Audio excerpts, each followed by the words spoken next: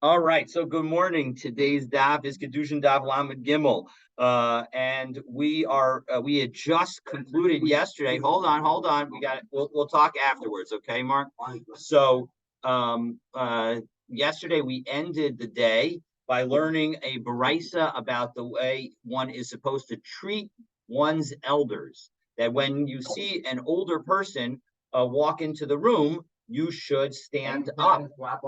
Yes, we're going to have some Rashi, we're going to have some Tosos, absolutely. So, and we learned the Brisa, and the Brisa made a number of interesting statements. It's all based on the pasuk in Vayikra, the verse in Vayikra, which says it's Vayikra Perak Yud Tet pasuk Lamed Bet. Before an old man, a seva, you shall rise, and you shall honor the old, a zaken. So note that they use two different words for the old in this verse. One is seva and one is zaken. And you shall revere your God, I am Hashem. That is what the verse says. So the Brisa then made a number of statements regarding that verse. The Tanakama said, I might have thought one must rise before even an old person who sins. So the Torah refers to zaken, which is a chacham. And Rabbi Yossi Aglili said, a zaken means a chacham. And we'll see as we begin the Gemara today, what's the difference between the two. And then we said that the rule does not apply when the wise person is far away, because rising needs to convey honor and proximity, and you need proximity in order to be able to understand. Meaning, if I happen to see all the way across the street some rabbi that is my rabbi, if I stand up, nobody's going to even know it. I mean, first of all, I'm inside the building. Nobody would be able to see me. So that's not going to be a sense of honor. So that's amazing. Did you stand up when you saw him? You should stand up when you see him. So, all right. So the rule does not require, and then, so point number two. So that was point number one, that if the person's far away, you don't need to stand up. Now, point number two is the rule does not require the spending of money, because just like standing up doesn't require spending of money, so too honoring doesn't require spending of money. And then the rule does not apply in a bathroom or a bathhouse, because if you were to get up in a place where people are undressed and you're undressed, that's not really the greatest thing to do. So as a result, that's not going to apply there. And one is not allowed to close their eyes. If they know that they see the rabbi and then they say, oh, no, I didn't see you, I had my eyes closed, that is not an appropriate kind of behavior. And then on the reverse side, when it comes to the wise person himself, he should not trouble people if he can avoid causing people to rise. Meaning that if there's a path that he can get to his seat without causing everybody to have to get up for him, because he's walking within 4 amos of them, well, then that's going to be much better for everyone than if he goes the direct route. So it's easy, you should keep in mind the treatment of other people. So Isi ben Yehuda said that the rule applies to every type of old man, even a sinner. And so that is the Brisa. And now we're going to go through an analysis of much of the Brisa as we pick up on with the fifth to last line on Lamed Bet. It's middle of the line where it says Rabbi Yossi Aglili Hainu Tanakama. The Rabbi Yossi Aglili seems to be the exact same as the Tanakama. Both of them say that Zaken means Chacham, and so what's the difference between the two? So Ikabenayu Yanik Vachakim. Use the microphone. Get closer to the microphone. Oh wow, you can't hear me? Oh, I'm sorry. What's the difference? What is a yanik? What is the difference between the two? The difference is a yanik and chakim. That somebody who is young and wise. So if they're young and wise, Tanakama savar yanik v'chakim lo. That the Tanakama says that only somebody who is older in years is the one who you have to stand for. But if you have somebody who's 18 and is very, very wise and has learned a lot of Torah and is knowledgeable, there's no obligation to stand for that person. Whereas Rabbi Yossi Aglili Savar Afilu Yanik V'chakim, Rabbi Yossi Aglili says no. Even if they're young, you need to. Even if they're young, you need to stand up for them.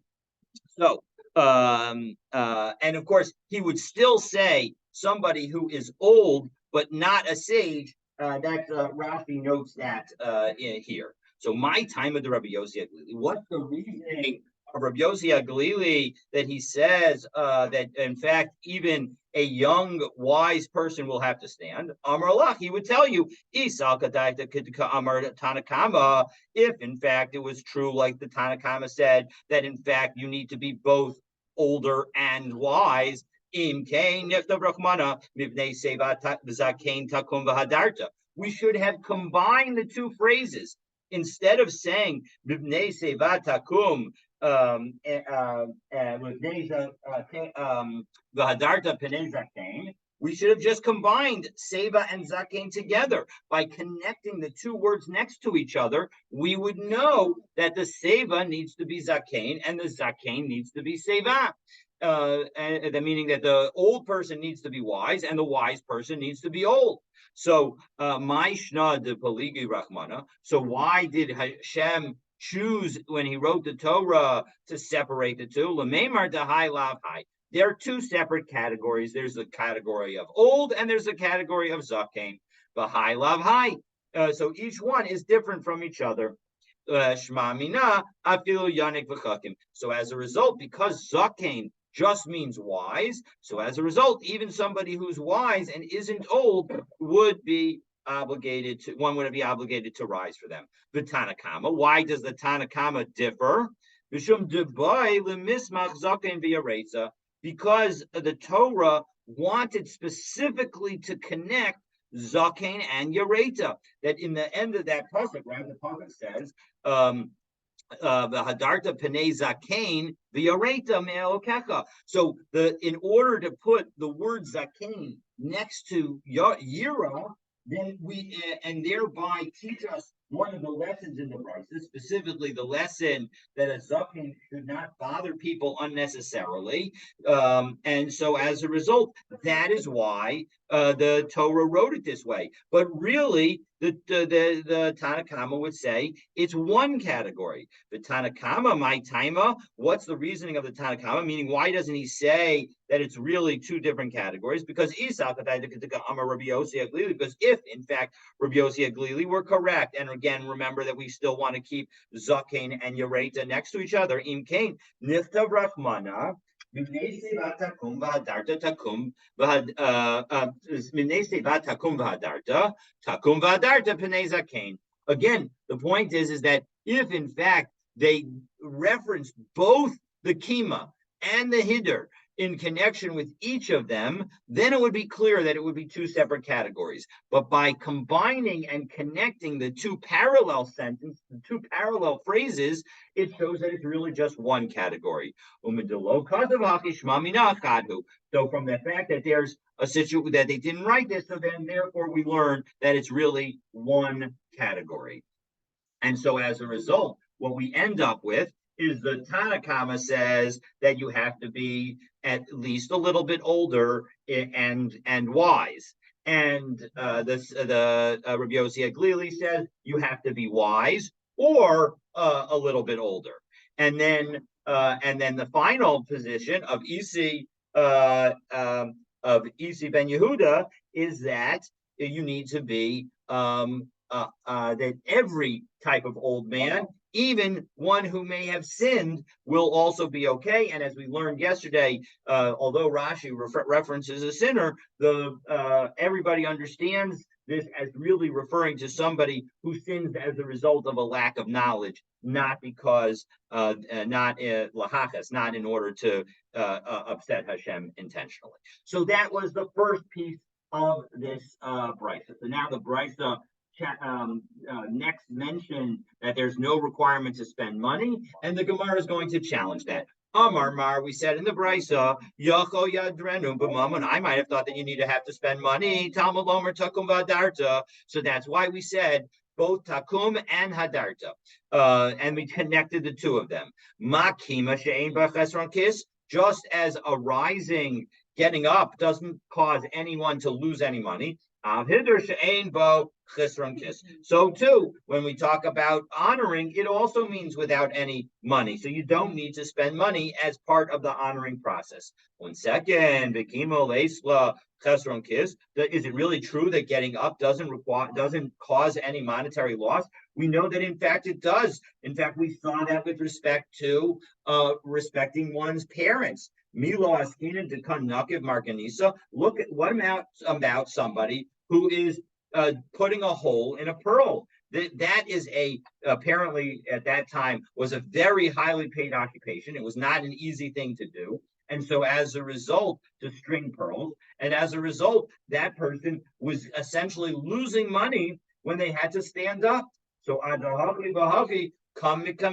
when each one comes before him, he's going to have to get up, and he's going to lose out on the work that he's doing. So how do you deal with that? So the Gemara explains, Ella Akish Kima Lehidor. So first we got to make the connection in the other direction. First, we have to learn the nature of rising from honoring. When it comes to honoring, we're not requiring anybody to honor somebody when they have to stop working.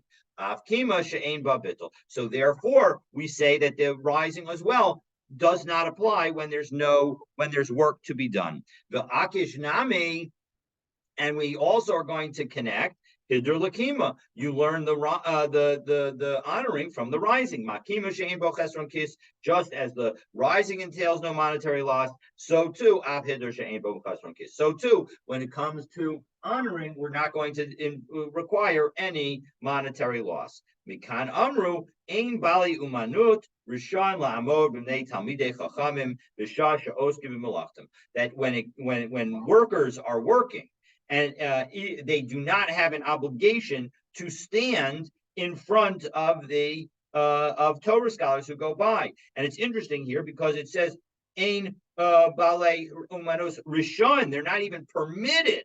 And Tosos here asks a great question. So we take a look at the top Tosos. Ein balei umanos rishon lamod tema. It's a wonder.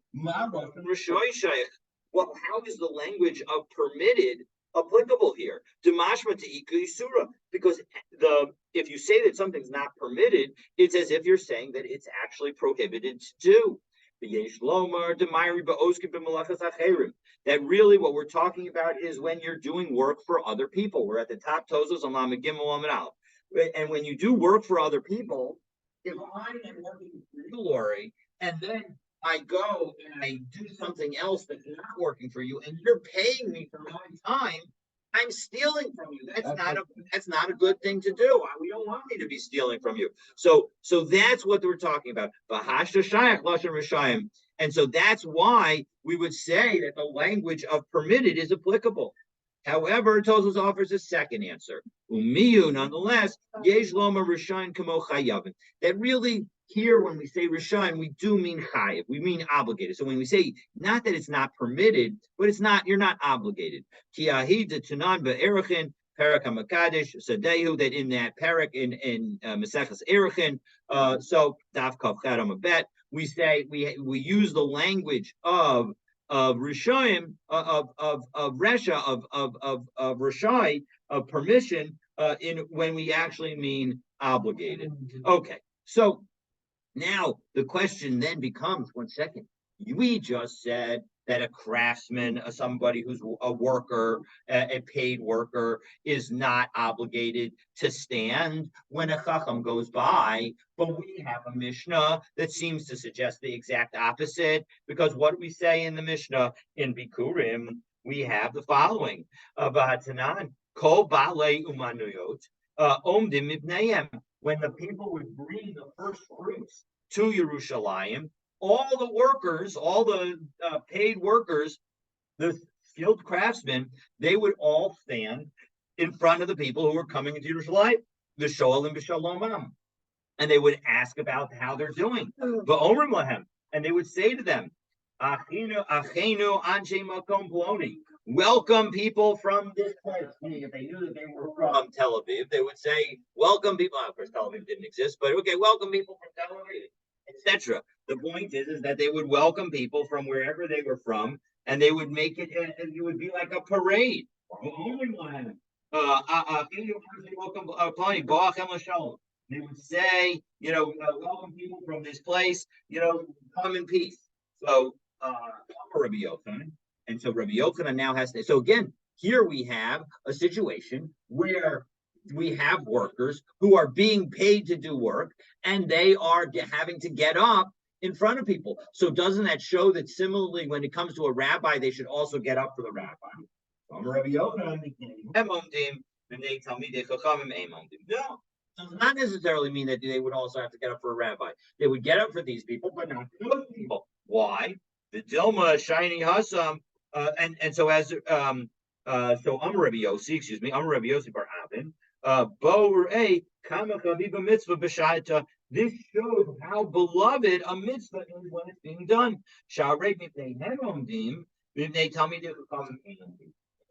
Rise up for people who are doing a mitzvah of bringing their bikurim to Yerushalayim, but we don't rise up for a Talmid Chacham. That shows how beautiful a mitzvah is. But the Dilma shiny house. Maybe we don't have to say that it's really because of the mitzvah that they're doing. Maybe there's something special about the case of bikurim. And what's special? That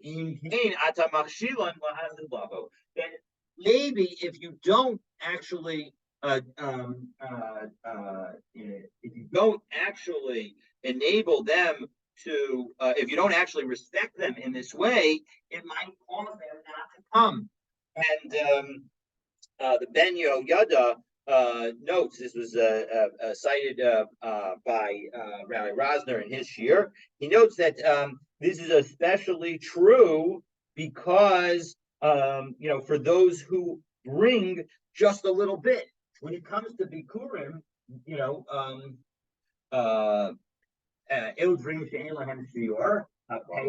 bikurim, there's no minimum amount to the amount of bikurim that you have to bring. So you could be bringing literally one fruit to Yerushalayim, and you would get the royal treatment as if you were coming part of the parade. And so the point is that the Ben Yehoyada is pointing out that if I were to bring just one apple, I might feel a little self-conscious. And so as a result, if nobody's saying anything to me and I'm not getting any kind of respect, and nobody's making a big deal about even my little apple, and maybe that's all I can afford to bring, maybe I'll say, you know what, next year I won't bother. And so as a result, that's what we're talking about. We need to try and show the value of every little thing that matters. And so very important lesson for us as we enter into Rosh Hashanah this evening is the fact that every little thing matters. So next, the Gemara challenges. You're moving back and forth and we're losing the microphone. If you could sit still, that would be better. Okay, thank you so much. I appreciate the guidance. Okay, so Amar, so now Amar Mar, so now the Gemara is going to challenge the next part of the Brisa, where it says that one does not need to stand if they're in a bathhouse. So Amar Mar, Yachol Yamo mi Panav mi Beis HaKisei Beis HaMerchatz.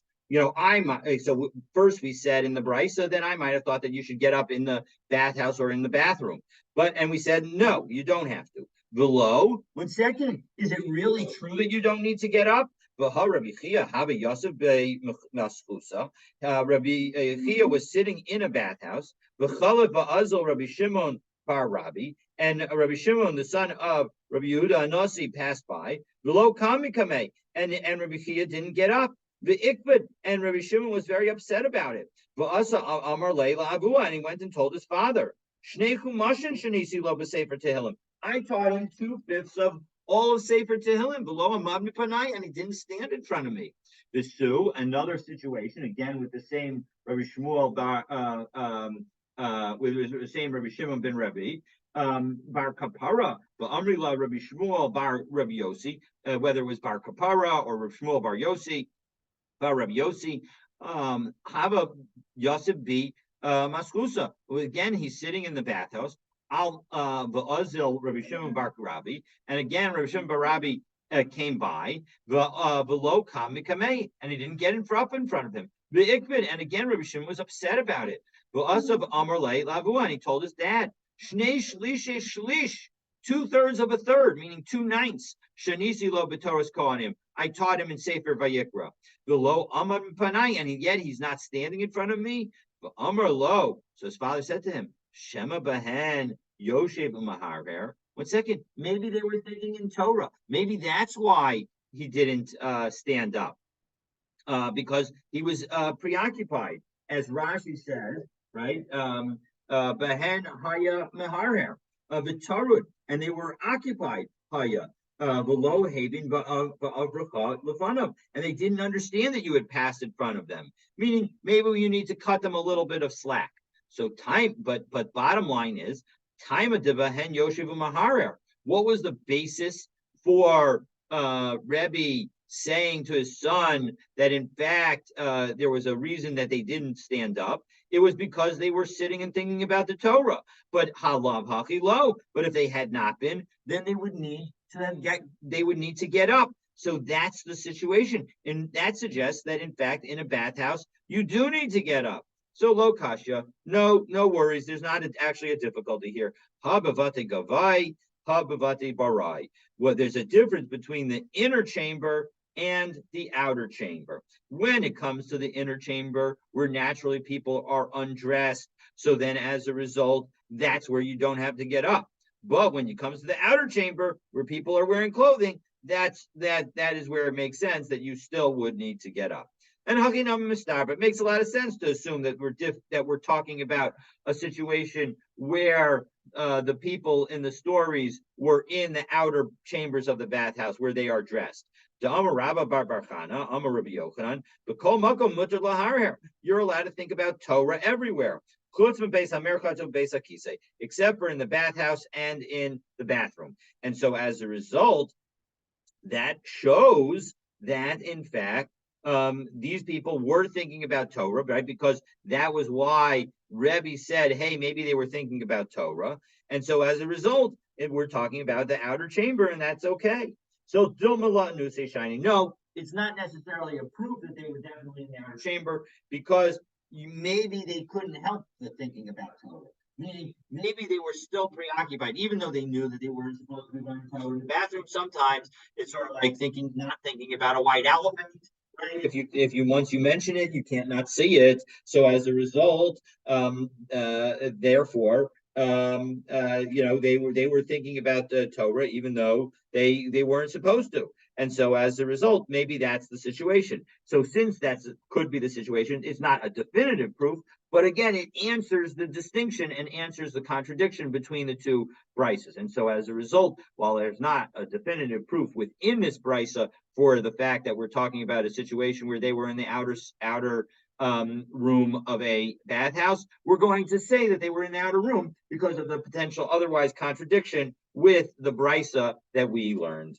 at the end of the day yesterday, that says that you don't have to get up in a bathhouse. So now we go to the next aspect of our brisa, and our next aspect referred to teaching about not closing your eyes. And the question the Gemara wants to know is, why are we even teaching this? We don't usually teach principles that apply to bad people.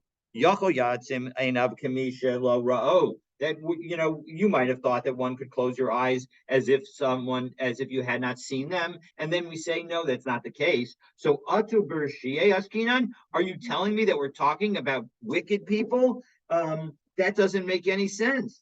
Okay. And so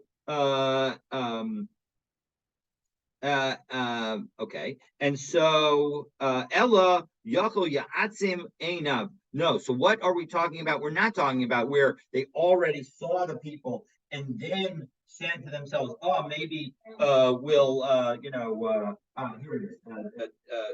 Rashi, it's 1, 2, 3, 4, 5, 6, 7, 8, 9, 10, 11, 12, 13, 14, 15, 18, 20, about 25 lines up from the narrow lines in Rashi.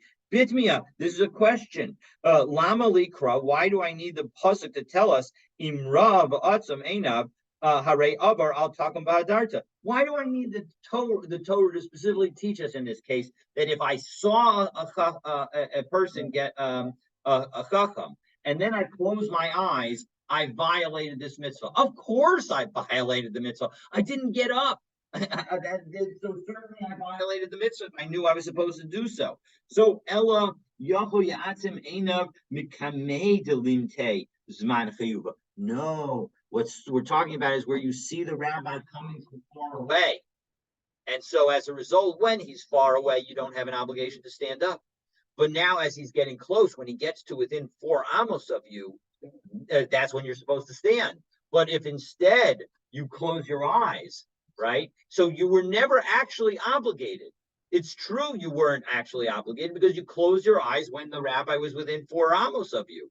But that's what we're saying. That isn't proper behavior. So the chimatas man chiyuva, right? And you were closing your eyes in order for that when the time of the chiyuv, the time that the obligation kicked in, halo chazile, you would not see him. And therefore stand before him. So Talmud Lomar takum v'aresa, that you have to get up and be wary and be fearful because God knows what you're doing. God understands your actions, and so as a result, that is crucial to all of our behavior. Again, these are great Gemaras to learn leading into Rosh Hashanah because it's highlighting how Hashem knows our actions, knows our intentions, and so we need to make sure that our intentions and our actions are good. Okay, so Tana, Ezeli Kima Sheyeshba Hider. So we have a brisa that's going to highlight what so our brisa referenced, our that referenced about Arba Amos. Havi Omer Zeh Arba Amos. So we have another brisa that again says the same concept, that it's talking about when you rise within 4 amos. Now, Amar Abaye is going to qualify this ruling and say, Lo Amran Ela Rabo She'ena Muvhak. That's talking about a regular teacher. A regular teacher, when the teacher gets within 4 amos, so then you need to stand up. But about the rabba, hamuvha. But if it's the rabbi who taught you most of what you know, well then, blowing up. Then as soon as you see him coming towards you, as soon as you see him, you should rise. And Abaye mikihava chaze leila udne the chamra the Rav Yosef the asi hava kayim. And as Rav Yosef Abaye would get up as soon as he saw the ears of Rav Yosef's donkey traveling towards him. That's how fast he would get up. Abaye have a rachiv chamra, and Abaye was riding on a donkey. Become maske aguda de nahar sagya, and he was going along the river bank of the river Sagya. Yasiv Rab Mesharshia Rabbanan Be'ida Kisa, and Rav Mesharshia and other rabbis were sitting on the other side of the river, below Kama Mikame, and they didn't stand up in front of Abaye. Amar Lahu, V'lav Rav Muvagana, aren't I your main teacher? Meaning, aren't I the source of most of your Torah knowledge? Amulay, they said to him, Lavadaitin. No, we didn't see you. We're sorry. Well, right. So Rashi says 3, 6, 7, 8, 9 lines up in the Rashi. Lavadaitin. Lonis karnu la'amod shahainu tarudim. We were busy, so we didn't realize that you were in a place where we would need to stand up. Okay, so Rabbi Shimon. So when you have the principle that now one should stand up if one can see their closest rabbi, the rabbi who's taught them their primary rabbi. Rabbi Shimon ben Elazar Omer. Rabbi Shimon ben Elazar says, "Minayin luzakin shelo yatriach." How do I know that a zakin should not trouble people by forcing them to get up, and rather should take a route that is less troublesome to people? Talmud Omer zaken v'yaresa, right? It connects zaken and yaresa. Amar Abaye naktinan de'i makiv chaye. Abaye said, we have a tradition that if you take a roundabout route, then you will have a life. You will have a long life. Abaye makif and Reb Zera makif. And Abaye was known to being careful to take a route that would not cause people to have to stand. And Reb Zera would do the same thing. Ravina Havid Yosef Kamei de Rabbi Yirmiyah Medifti. Ravina was once sitting in front of Rabbi Yirmiyah of Difti, and Chalav Hahu Gabra Kamei below Michse Resha, and a person passed by without covering their head. And again, covering one's head is a show of respect.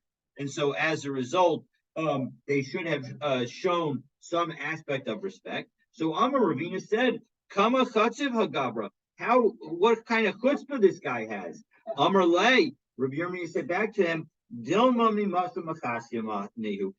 he's from the place of Machasya, from the town of Machasya. The Gizi Bay Rabbanan, that there are lots of Torah scholars. And as Rashi explains, Tamid Regil, 1, 2, 3, 4 lines up in the narrow lines, Tamid Regimulim Etzlam, that those rabbis were always by them. The Libam Gaspachacham, and as a result, they themselves became feeling that as if they became so accustomed to rabbis that they felt that they themselves were rabbis just by their proximity.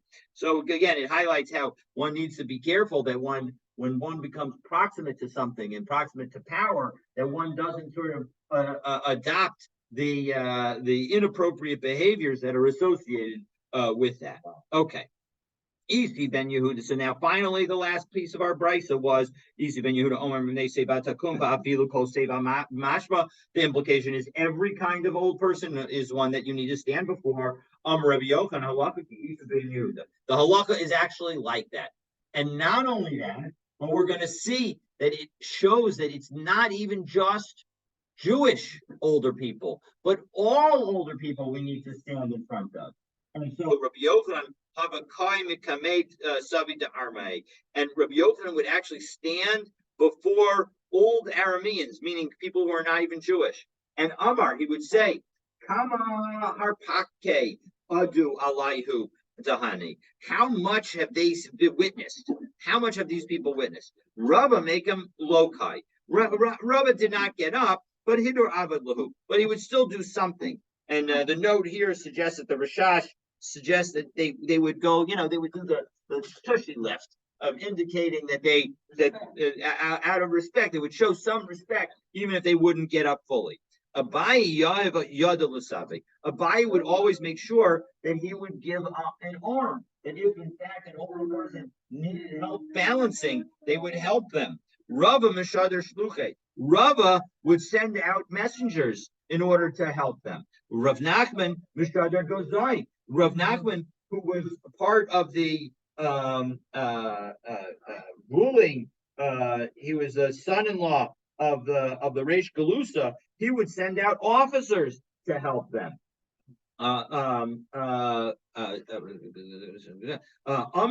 Ilav Torah Kama Nachman Bar Abba Ika Bashuka. If it not weren't for the fact that there was that of the Torah, how many Nachman Bar Abbas would there be in the street? Meaning that it's not because of me or my connection to the Reish Galusa that I'm not going out to help them, but rather it's because I am focused on learning Torah. That's why I'm going to send out these messengers. Okay. It translates into everyday life too.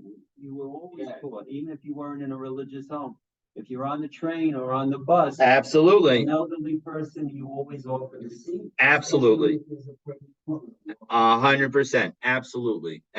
And again, and you were raised to fulfill this mitzvah. Exactly. It comes directly from here. So exactly right. That's exactly right. So Rabbi Abba. So now, okay.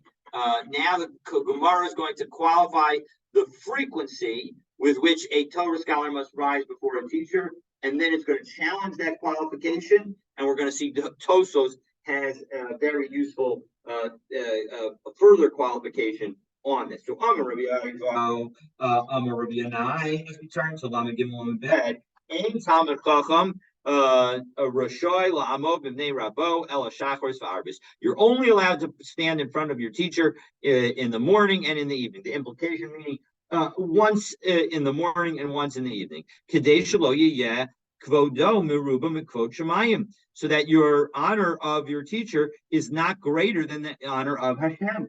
as Rashi puts it, top Rashi on Lamed Gimel Lamed Bet, Mikavod Shemayim is greater than the honor of the heavens. Sharei Pnei Yotzro, when it comes to coming before your Creator, Eino Makabel Ela Shachris V'Arvis. We only do so in the morning and in the evening. Presumably, when we say Kriya Shema, it could be when we go to daven, because often people would daven Mincha and Marav together. So Hilkach Misha Omer B'nei Rabo. So therefore, one who stands in front of their teacher, Shachris, in the morning, Eino Rashai La'amov Mipanav Ela Arvis. He's not allowed to stand up again until the evening, because we don't want to show more respect for the teacher than for Hashem. So that is the lesson that they teach. Now, Tosfos asks one question. Ain Talmud Chacham Rashai Top Tosfos on Lamed Gimel Bet Rashai La'amov B'nei Rebo Elav Shachris V'Arvis. Tema, it's a wonder. Lama Ikbid Rava La'el. Earlier, we saw that Rava was serving drinks at his son's wedding. He was upset about the rabbi didn't get up. Shema Kamum Mipanav Shachris V'Arvis. Maybe they got up early, once in the morning, once in the evening. V'lava Daite, and he didn't see them get up. So Venir Lefarish. And so therefore, it seems that the right explanation is the following. The dinza ain noeg elaba osam hadarim bebeis harav. That it's only this rule of they get up in the morning and the evening is only those who are living in the house of the rabbi, meaning they're in the dormitory yeshiva, so to speak. The mistama amdu shachris v'arbis. That of course they would have gotten up in the morning and in the evening. About talmidim acherim. But when it comes to other talmidim who are going home and are not always around their rebbe, chayavin la'amod afilu meyapamim. They have to get up even 100 times biyom in a day. Shema yira acher v'yachshadim, because maybe somebody else will see them and they will suspect that they did not do the right thing and they were not getting up for their teacher. Va'afilu otam shadarim beveis harab. Even those who are living in the yeshiva. Nami also imbo panim chadashos strichen la'amor. If somebody new comes in, they need to stand up. So those are some interesting principles that, although it would seem that the Gemara was qualifying this to say that you only need to get up once in the morning, once in the evening. In the end of the day, in practicality, since most of us are not in yeshiva full time, we have to get up in front of our rebbeim even 100 times in a day. Okay, so Mason, now again, the principle that we just learned is that you only have to get up twice. But if that were true, isn't the brisa that we learned problematic? Because Rabbi Shimon ben Elazar, Omer minayin lezakin shelo yatriach. How do I know that a person shouldn't bother somebody? Talmud Omer zakin v'yaresa. Right? We learned that the connection of zakin and yaresa teaches us that if you don't have to bother somebody, you shouldn't. But the Amr Shachris v'Arvis Bavad, and if you're telling me that you only have to get up once in the morning, once in the evening, a Milo Nitrach, why is that even any kind of bothering? Chiyuvahu, it's an obligation for them to stand up at those times. Meaning it's appropriate to cause them to stand up. El Lav Kula Yoma. So doesn't it show that it must be that this is an obligation all day long? And so as a result, it is not just in the morning and just in the evening. So no, you don't have to say that our brisa that we learned is a proof in the contradiction, because la'olam shachris v'arvis bilbad. Maybe it's even just the morning and the evening. Even so, even though the only time that you're sitting in yeshiva, you have to get up in the morning and the evening is once in the morning and once in the evening. Even though that's all you can do, out of respect, out of consideration, the teacher should, if possible, avoid troubling people even at those times. And so that just shows how consideration goes in both directions. We want consideration, from the teacher to the student and the student to the teacher. Okay. Amar Rabbi Elazar kol talmid chacham she'ein omed b'nei rabo nikra rasha. Now we go in the other direction. How bad is it if you don't get up? So if you don't get up in front of your teacher, you're going to be considered wicked. Not only that, you're not going to have a long life. The Talmudo Mishtateh. And worse than that, or as bad as that, is you're going to forget your learning.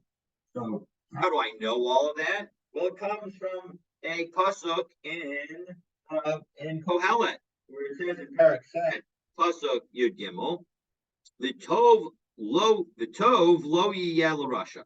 Good will not go to the wicked. V'lo yarich yamim katzel. His days are not going to be long like a shadow. Asher einenu, which goes away quickly. Yorei milifnei Elokim, and he does not fear God. So we're going to basically say, because he does not fear God, all of those bad things, he's not going to enjoy good, and his wicked and his shadow will not endure. So what does that mean? So Mora zu eno yodea mahu. First, I would not know what Mora is.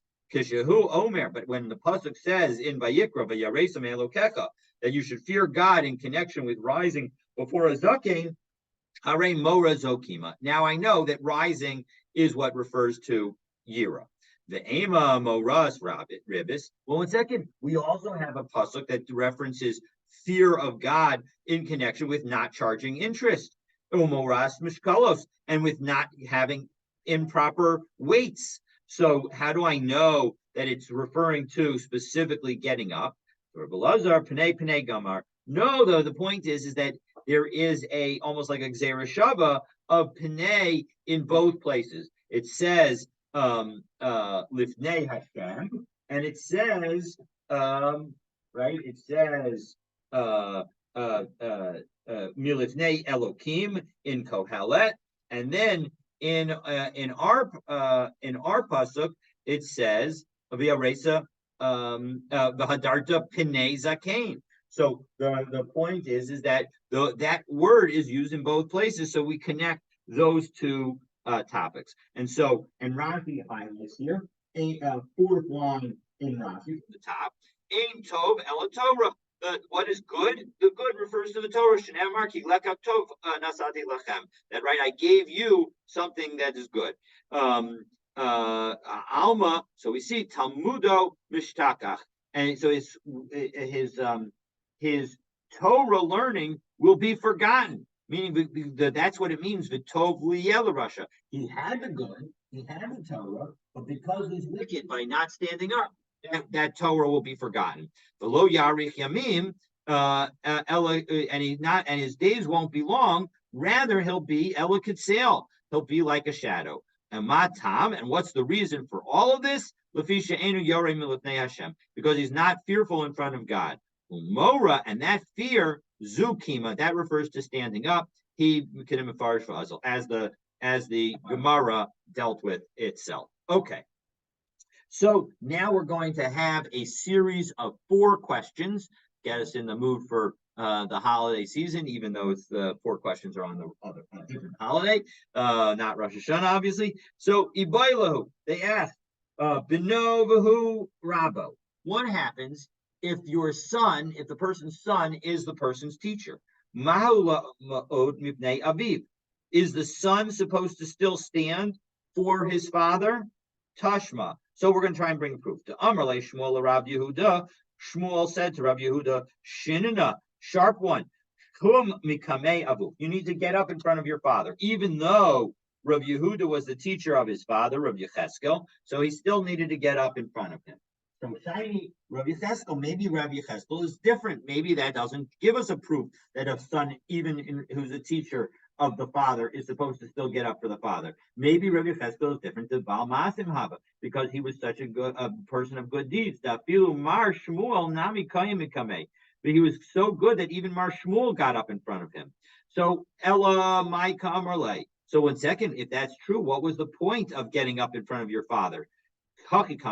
This is what Shmuel was telling Rav Yehuda. Zimnin de Asi Machurai. There are going to be times where Rav Yecheskel passes behind me, and there is a rule that says that you do not have to get up. That you should not. That when a student and a teacher are in the same place, the one should not show respect to the student in front of the teacher. So Zimnin to Asim Machorai. So there's going to be times where Rabbi Yecheskel is going to be near me. Kum at Mikameh. You should still get up for him. V'lo tekesh l'karad didi. And don't worry about my honor, because he is your father, and so he has that extra kicker associated with it, and therefore you should be able to get up, and I'm going to waive the aspect of my honor. So the bottom line is we have not answered the question. We don't Actually know whether or not a father who is whether a son who is the teacher of the father needs to stand in front of his father. In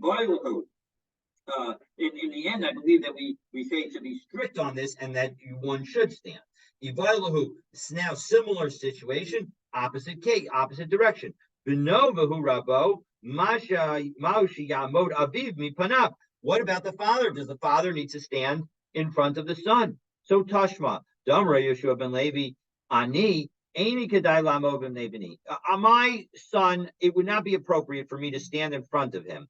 But I do so, Elamishum Kavod Beis Nasi. I do so because out of the respect of the Nasi's family, meaning that he married into the Nasi's family, and so now he's part of the Nasi's family, and so as a result, that's why I stand for him. So Taima to Ana Rabbe. The reason that it would be inappropriate for me to stand for him is because I'm his teacher. Ha'ihu Rabbi. But if he were my teacher, well, then it would be okay. I could stand in front of him. So maybe that we should say that this is a proof that one should stand, that a father should stand in front of the son who's his teacher. So no, not necessarily, because Hakikamer, maybe what Rabbi Yoshua is ben Levi is saying is the following. Ani Aini Kadai Lamo B'nei B'ni Va'afiluhu Rabbi. Even if he were my teacher, it wouldn't be appropriate for me to stand. And the only reason it makes sense for me to stand to Ha'ana Avua is because I'm his father.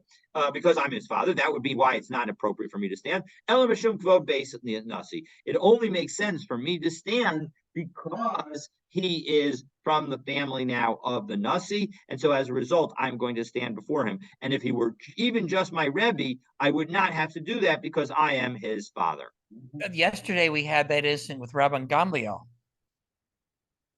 Yes, that was Rabbi about waive Yehosh. the Nasi's ability to waive. So you're Right. asking the question: why didn't the son waive the obligation for the father? That's a good question. Meaning, it certainly seems like he could have. Now, of course, maybe you could say that.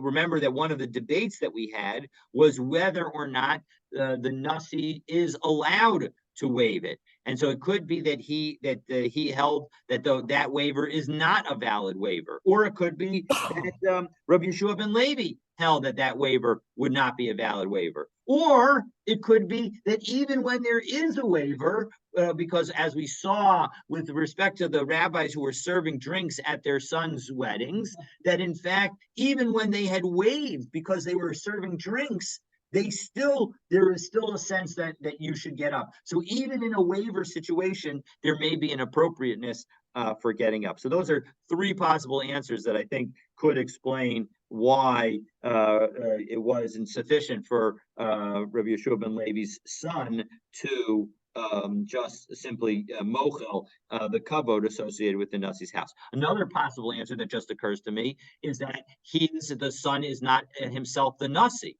Maybe only the Nasi himself has the ability to do the waiver. So those are a number of possible answers, but I think it's a great question, and it highlights the fact that it allows us to do some of the chazara of some of the learning that we've done over the last few days. So Yeshikah for the question. Okay, so Ibailu. All right, we had two questions that we didn't answer. Let's get some better luck. So let's see if we can answer some questions. And again, I think that the bottom line is that we would say that you should get up, that in both directions they should get up. So Ibailahu, Rachov Kamahalatami Olo, is somebody who is sitting on an animal and that animal is walking, is that person like he's walking, or is it person like he's sitting? Because let's think about it, right? If I'm sitting here and somebody, and you are sitting around me, and let's say I'm definitely mochel on my kavod, so you don't need to stand up for me. But the point is let's say you wanted to stand up, But we're sitting. I'm sitting here. I'm not. It's not like I walked in. You don't have an obligation to stand up because I'm sitting here. It's only when I walk by you that there's the obligation. So when I'm sitting on the animal and I'm riding it, am I considered sitting or am I considered walking? Right? Good question. Right? So that's the question that we've got. So now, by the way, we have a little hint because what did we have a few moments ago? We had where Abaye was riding on the other side of the river, right? And riding his donkey, and he was riding his donkey. So, and he said that you should stand up because I'm your Rebbe Muvak. So we see already where we're going to go, which is accurate, that we're going to consider riding like walking. So, Amar Abaye Tashma. Now it's going to take a little while to get there, but stay with me and you'll understand. So Tame Yoshev Takas Ha'ilan. If you have somebody who is, this is a brisa, although the much of this content is also a Mishnah in Maseches Negaim. And so as a result, we're talking about tzarat here. So Tame, somebody who has tzarat, Yoshev Takas Ha'ilan, and is sitting under a tree. The tahor omed, and a tahor person is standing under the tree. Now the tree has enough branches that it's considered like an ohel. It's covering both of them. So tame, the person who's tahor becomes tame because the person who is sitting there has effectively made the ohel a permanent structure and it has effectively created a tuma space underneath the entire structure. But tame omed tachas ha'ilan, the tahor yoshev, if you have the opposite, where you have somebody who's tahor sitting underneath the tree, and maybe the person who's tame is walking by, but in any event, he's standing, he is not sitting. Well, then tahor, then the person who's sitting and is tahor, he remains tahor. However, v'im yashav hatame, if the person who's tame sits, hatahor tame, then the tahor person becomes tame. V'chein be'eben hamenugas, and the same rule is true if you have a stone. Now, remember that sarat could also apply to houses. And as part of the process of the purification, you would remove that stone from the house. Now, let's say you're carrying that stone outside of the city so that you can remove that tuma from the area, and you happen to be walking along the way. Do we say that that stone is sitting in your pocket and therefore treated as sitting?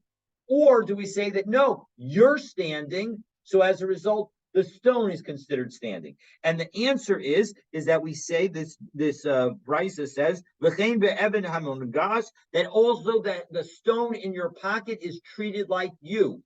So we focus on the ride, on what's doing the carrying, not on the thing that's being carried. So v'amar of Nachman bar Kohen, Zozo Maris, Rachov Kamahalik Dami. So we see that the thing that is sitting on an animal is as if it is walking, just as that stone which is sitting in your pocket, we're going to treat it as if it's walking. So Shma Mina, we're going to treat it here as well as if it's walking. Okay. Maula Amod Ibnei Sefer Torah. What's the story with respect to standing in front of a Sefer Torah? So Rabbi Chilkiah, Rabbi Simon, Rabbi Elazar, Amri Kal V'chomer, they all say it's a Kal V'chomer. If you have to stand before those who study the Torah, Mipaneha Lo Kol Shekain, you should certainly have to stand in front of the Torah itself. And the Rambam says that you need to stand whenever the Torah is moving. Very important, as we're only a little bit away, 3 weeks away from Simchas Torah, and so it's something important to remember on Simchas Torah, that as the Torah walks by, as the Torah is moving, so then you need to stand up. But if the Torah is not moving, then you are able to sit down. Rabbi Eli, Rabbi Yaakov Bar Zabdi, Habu Yaseh, Rabbi Eli and Rabbi Yaakov were sitting and learning Torah. Chalafa Azo Rabbi Shimon Bar Abba, and Rabbi Shimon Bar Abba happened by. And they got up in front of him. Amar lahu, Rabbi Shimon Bar Abba said to them, 1 second, you didn't need to get up for me. You You guys are chachamim, whereas I'm just a chaver. Meaning you're better at Torah than I am. So you shouldn't, even though you may have learned something from me, you shouldn't be getting up for me. Klum Torah omedes mipnei lomdeha. Moreover, does it make sense for the Torah to stand in front of its students? You, as Rashi puts it, you are the Torah because you're learning it. I'm just a student of the Torah because I'm just standing here. So Sabra Laka Rabbi Lazar, and Rabbi Shimon thought like Rabbi Lazar. The Amar Rabbi Lazar, Ein Talmidei Talmid Chacham Roshayla Amov B'nei Rabbo B'Shasha Osik B'Torah. A Torah scholar is not supposed to stand in front of his teacher when he's learning Torah. However, Layat Allah Rabbah, Rabbah disagreed, and he says that even when you're learning, you need to get up for a teacher. And indeed, that is how we paskin lahalacha, that even when you're learning, if your teacher walks by and is within 4 amos of you, you should get up and stand for them. So the Gemara is next going to explain a verse from the Torah utilizing the rule regarding standing within 4 amos of a teacher and how that rule applies to a nasi. And so, and that nasi is Moshe, and we're going to see like psukim from the Torah on that topic. But for that teaching, you will need to stay tuned for tomorrow's daf. I wish you a good day, and Ken, I'm sorry for my shuckling, and I will try and make sure to stay closer to the microphone going forward. Have a wonderful day. Shana Tova, Ksiva Kasima Tova. I'm not sure whether we're meeting tomorrow. Take a look at what tomorrow. No, not on Zoom. We're definitely not meeting on Zoom because tomorrow's Yom Tov. Rush 8:15 is when davening begins tomorrow. 8:15. Nothing on Zoom. Nothing on Zoom tomorrow. No, exactly. All right. So, so keep an eye out on your WhatsApp and the email listserv. If you're not on it, please let me know. Happy to get you on it. Have a wonderful day.